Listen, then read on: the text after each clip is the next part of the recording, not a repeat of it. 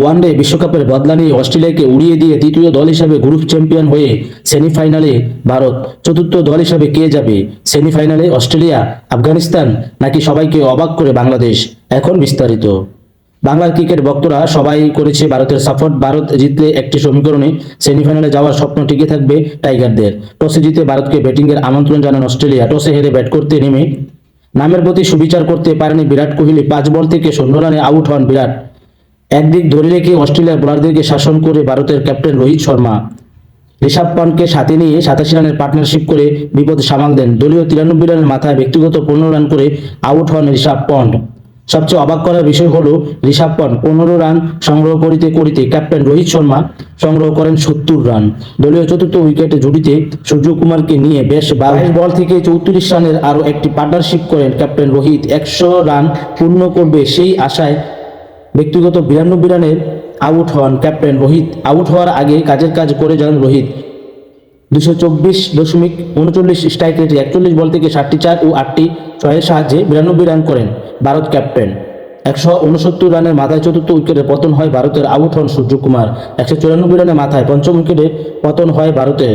শেষের দিকে হার্দিক পান্ডিয়া 17 বল থেকে 27 রানের ইনিংসের উপরে ভর করে 20 ওভার শেষে 5 উইকেট হারিয়ে 205 রান সংগ্রহ করেন ভারত। দলটি অস্ট্রেলিয়া ভারতকে ছাড় দিতে রাজি নয়। 206 রানে জয়ের লক্ষ্যে ব্যাট করতে নেমে বাংলাদেশের কাদানো ওয়েনার 6 বল থেকে 6 রান করে আউট হন।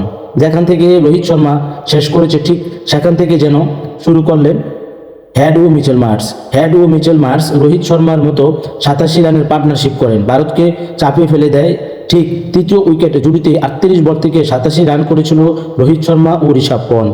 তাদের থেকে 10 বল বেশি খেলে একই স্থানে 87 রান করলেন হেড ও মিচেল মার্শ।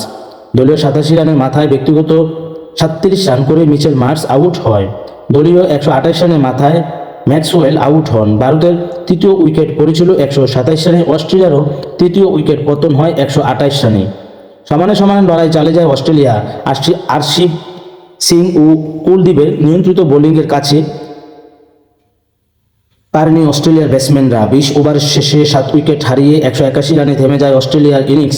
24 রানের পরাজয় দিয়ে ঝুলে রয়েছে অস্ট্রেলিয়ার সেমিফাইনালে যাওয়ার স্বপ্ন। কে যাবে, আফগানিস্তান, অস্ট্রেলিয়া নাকি সবাইকে অবাক করে শেষ 4-এ চলে যাবে টাইগাররা?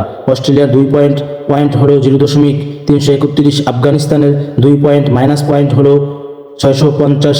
সবচেয়ে বেশি মাইনাস পয়েন্ট বাংলাদেশের 2.489। একটি জয় হয়তো বদলে যেতে পারে বাংলাদেশের ভাগ্য। প্রথমবারের মতো পূর্ণ হতে পারে সেমিফাইনালে যাওয়ার স্বপ্ন। প্রিয় বন্ধুরা, এই পর্যন্ত ভিডিওটি দেখার জন্য আপনাকে আন্তরিক ধন্যবাদ।